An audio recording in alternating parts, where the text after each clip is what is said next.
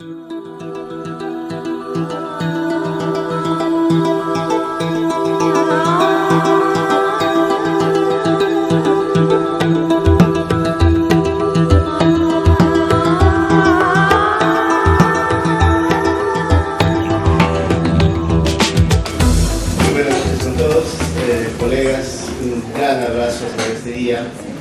que es un día importante, pero también estar cansado por estos 2 días largos de posiciones.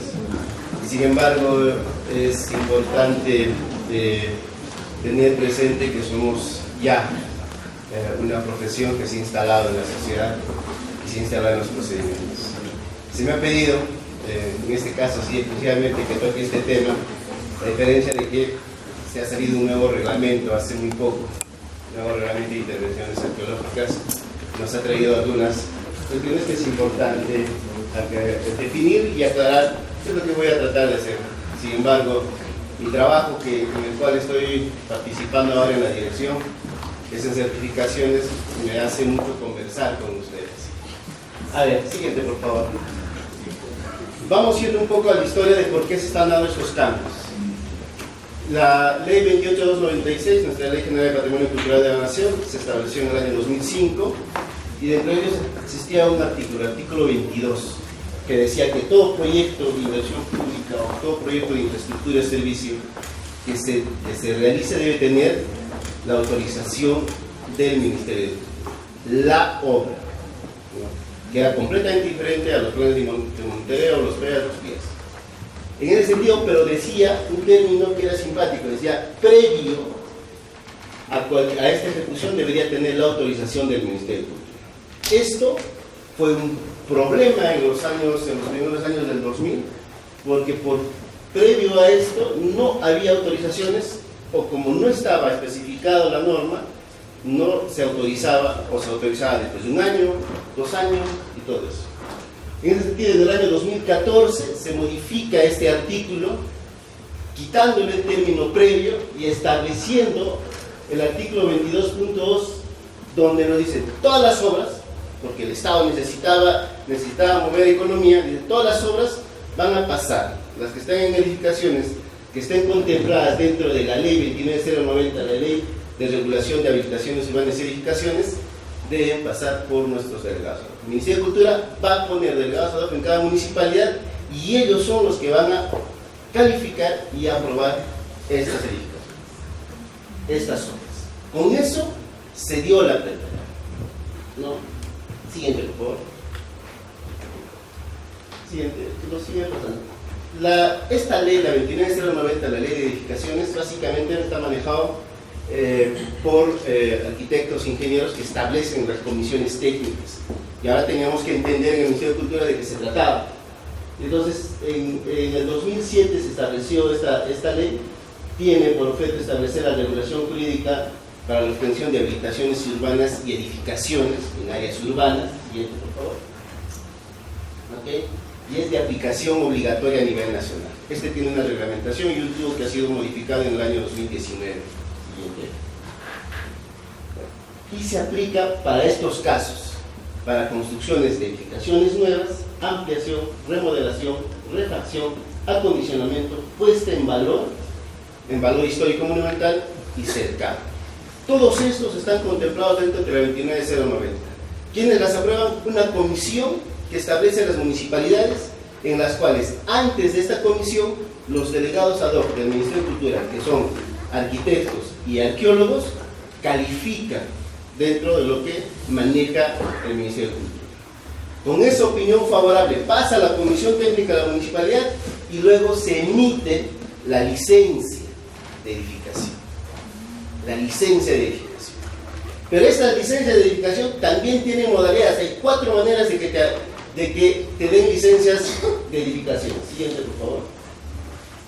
Las modalidades, y aquí, colegas, hay que tener mucho cuidado porque ahora el reglamento ha establecido como requisito la presentación de la licencia con el dictamen de los delegados ad hoc y los planos aprobados por esta comisión. Este es como parte del requisito para que se pueda aprobar el plan de monitoreo ecológico. ¿Y cuáles son las modalidades?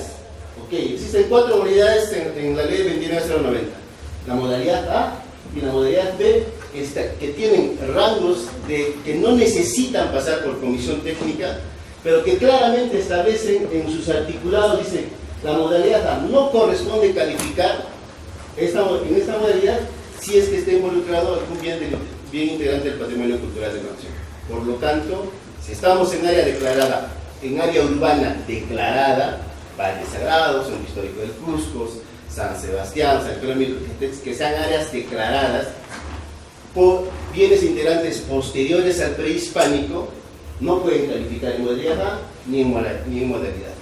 Las únicas licencias que van a pasar a delegados ad hoc del Ministerio de Cultura son la modalidad C y la modalidad D, que básicamente son criterios de metrados, expansión y nada más, que básicamente es especialidad de los arquitectos y que se maneja dentro de la 2909. Pero para que nosotros entendamos, no hay modalidad A, no hay modalidad A y B, licencias no son autorizadas por el Ministerio de Cultura, por lo tanto, están en el centro histórico. Como se le ocurrió a algunas municipalidades presentar licencias en modalidad A, darse para evitar entrar a la comisión, estos tienen temas legales que van a tener que asumir porque son faltas administrativas que el alcalde y la municipalidad va a tener que tener mucho cuidado.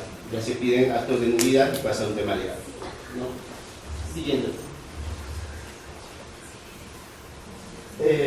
Es importante también definir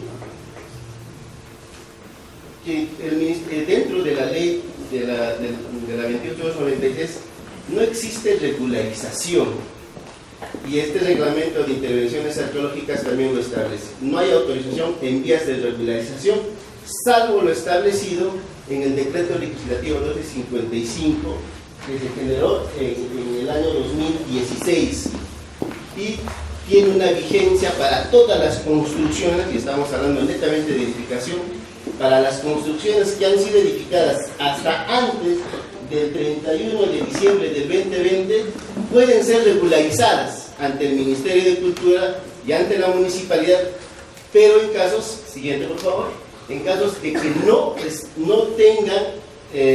no hayan afectado al patrimonio cultural de la nación, que no tengan procedimientos administrativos sancionadores, o que no se otorga si es que siguen construyendo. Entonces, tiene una serie de requisitos dentro de este decreto legislativo y es la única manera que se regularizan edificaciones en el marco de este decreto legislativo.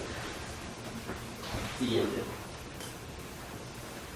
Hasta ahí se había definido hasta el año 2014 con la posición de los delegados ad hoc.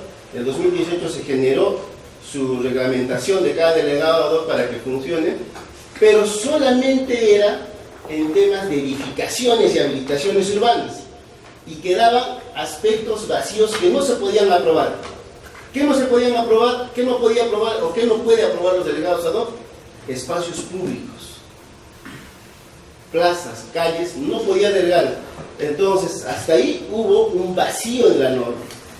Y en el año 2016 se establece, modifica en el artículo 28 del reglamento de la ley, en el cual precisa otras intervenciones fuera de la 29090 y le delegan al Ministerio de Cultura autorizar la obra, autorizar este tipo de cualquier trabajo que se haga en área urbana que esté declarado posterior al prehispánico. Todas las obras pasan por el Ministerio de Cultura, y en el Ministerio de Cultura se tiene una comisión.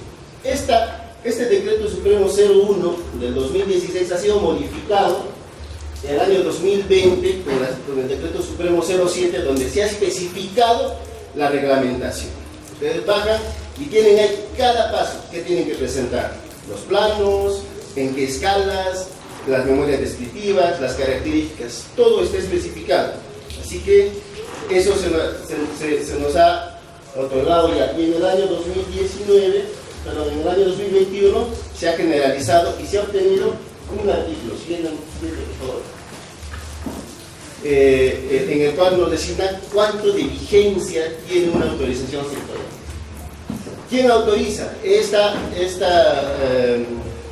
autorización sectorial, que está fuera de la 29090, ha generado en la DDC de Cusco una comisión técnica interna. Esa comisión, que está manejada, que está representada por los jefes de área, son los que van a calificar los proyectos en espacios públicos sobre todo. Y eso es bastante de lo que ustedes, sobre todo los colegas que trabajan en el exterior, suelen presentar. Tienen que, si van a trabajar y hacer edificaciones, delegados ad hoc ante municipalidad. Si vamos a trabajar en espacios públicos, en espacios públicos, calles, plazas, plazoletas, a la comisión interna. Estamos hablando netamente de autorizaciones sectoriales de la obra, que es muy diferente a las modalidades de intervención arqueológica. Siguiente, por favor. Y entonces, este artículo del reglamento, de la modificatoria del artículo 28, nos ha traído dos cosas, básicamente, que son las que les interesa bastante. Primero, la vigencia de autorización sectorial es de 18 meses y tiene una ampliación de 6 meses. Nada más. A diferencia de las licencias de la municipalidad, que tiene una vigencia de 3 años y puede ampliarse un año más. Entonces, en este caso, hay que tener cuidado. Hace poquito hemos estado hablando con un colega que tiene una autorización sectorial del 2019. Ha venido a presentar, no se le ha podido autorizar porque tiene que volver a presentar y a volver a hacer el trámite nuevamente. Así dice la norma. Y el artículo 28A1.10 especifica básicamente todos los procedimientos de lo que se refiere a las autorizaciones en espacios públicos. Siguiente. También esta comisión interna de la DDC Cusco va a generar algunos trabajos que la municipalidad no les va a dar licencia. ¿Cuáles son los trabajos? Cuando se trata de anastilosis, desmontaje, liberación, restitución, consolidación, mantenimiento, conservación y otras de naturaleza similar que no generen trabajos estructurales. Esas también lo autoriza el Ministerio de Cultura exclusivamente, no necesitan de licencia municipal. Siguiente.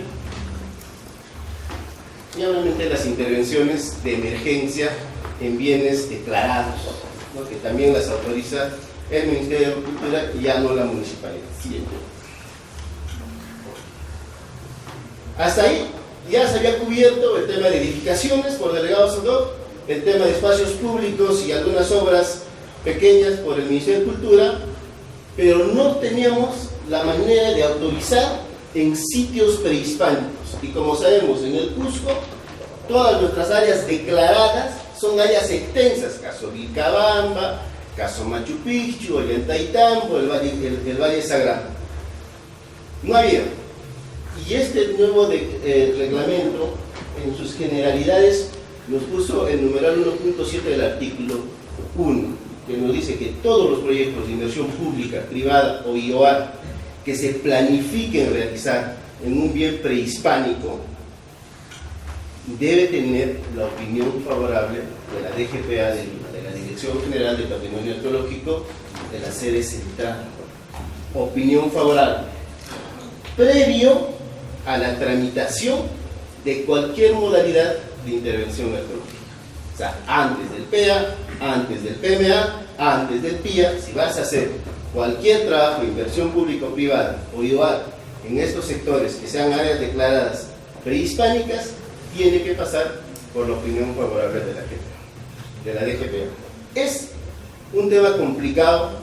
La señora directora ya ha solicitado las competencias para que esto se maneje en el Cusco, porque obviamente por tramitación, todos los que trabajan en el exterior, el tema del trámite es fuerte cuando se va a Lima, porque devuelven los documentos. Entonces ahorita, estamos en el mes de abril, desde el mes de enero se han pedido las competencias y estamos en ese. No se ha generalizado una especificidad, pero sí ya se ha definido con este artículo. Siguiente, por favor.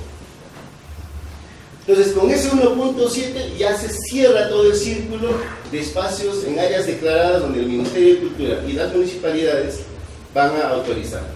Áreas urbanas, 29090 delegados ad hoc, espacios públicos, la dirección desconcentrada con su comisión interna, y en bienes prehispánicos, opinión favorable de la RGPA, hasta que nos deleguen funciones a la sede.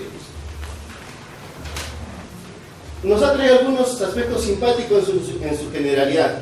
Por ejemplo, en el 1.3 de su generalidad nos dice que a pesar de que este reglamento parecía de que solo se había dedicado a un tema prehispánico, ¿no es cierto?, nos dice que este reglamento se puede aplicar supletoriamente para bienes históricos.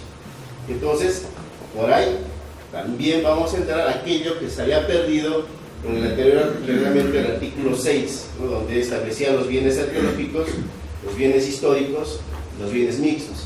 Entonces, supletoriamente sí podemos hablar este reglamento para bienes históricos o posteriores al prehispánico. También nos ha definido ya claramente el tema de incorporación de área, que era importante porque no existía el tema de incorporación de área en el anterior reglamento, no existía una normativa, salió una normativa pero con tiempo límite. Ahora ya lo establecen, pero nuevamente este reglamento dice claramente: no hay autorización de ninguna manera en vías de regularización. No la hay. Después,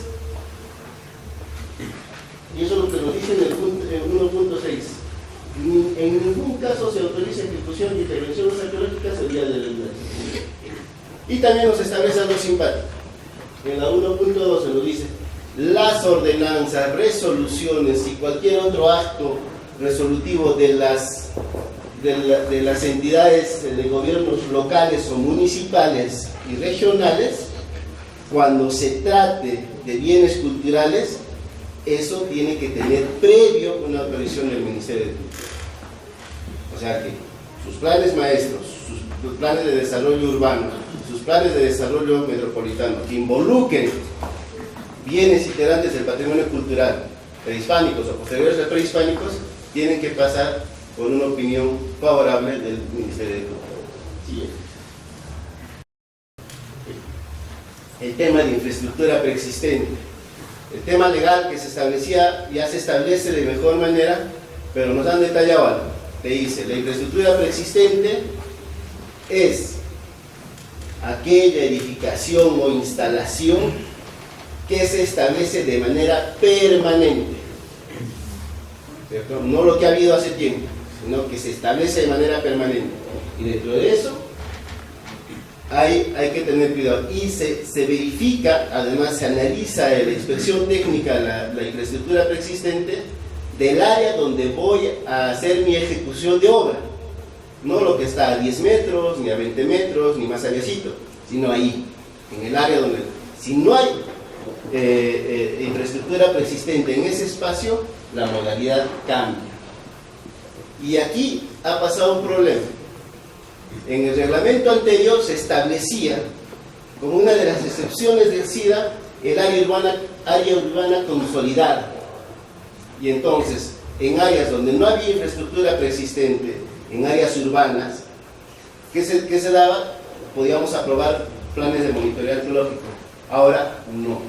Retiraron ese aspecto y ahora sí podemos dar SIDA en estos espacios. Y el retiro de condición del patrimonio cultural de la nación inmueble también lo establece, y lo establece como criterio.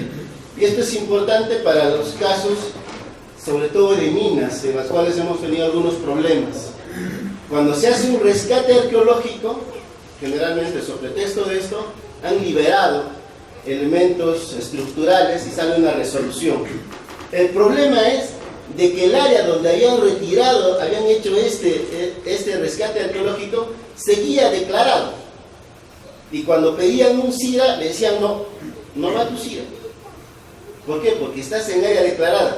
Pero ya no existe porque ha sido rescatado, ha sido eliminado, en pocas palabras, sobre pretexto del rescate arqueológico.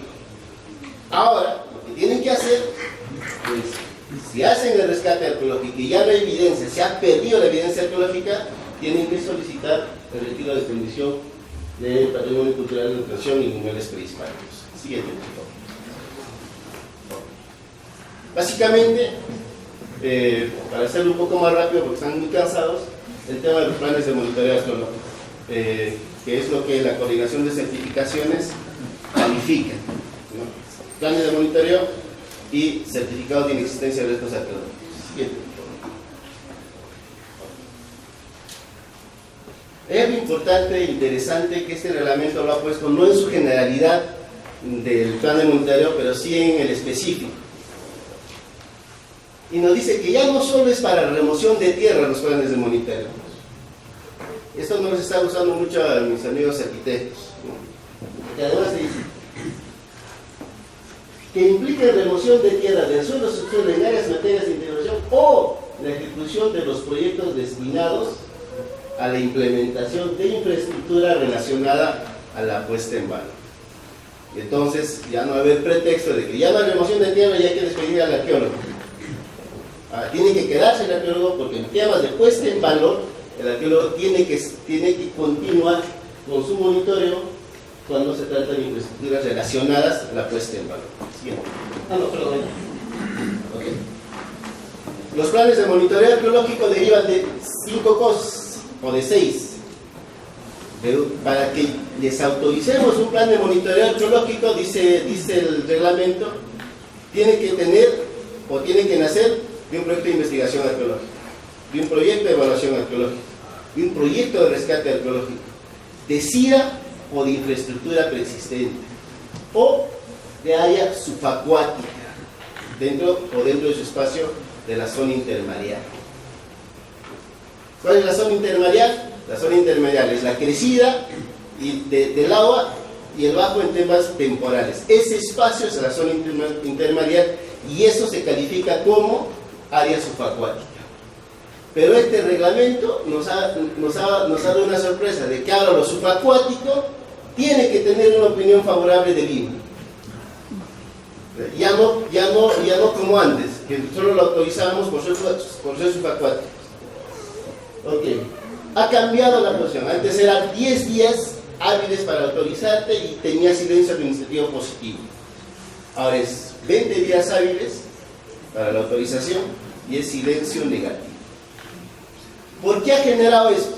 Porque uno de los problemas que el Estado ha empezado a ver es de que con 10 días hábiles y silencio administrativo positivo, muchos de los proyectos que el Estado da para inversión pública han estado en vías de regularización y no ha habido un control en el país. Y por eso ahora nos han puesto, ya, te doy 10 días más para que califiques, pero ahora tenemos que ver lo que dice el INVIERTP, tienes que verificar lo que dicen las licencias de autorización, verificar los planos que están autorizados para que puedas calificar un PMA dentro de lo que establece o dentro de las derivaciones de cuando ya tienes SIRA, ahí sí tenemos 10 días para aprobar el PMA. A pesar de ello, sí se está haciendo todas las coordinaciones para que se deleen e inclusive se están generando ahora procedimientos disciplinarios a los que nos pasemos, por más negativo que sea, nos pasemos en el día a cada calificador. Siguiente, por favor.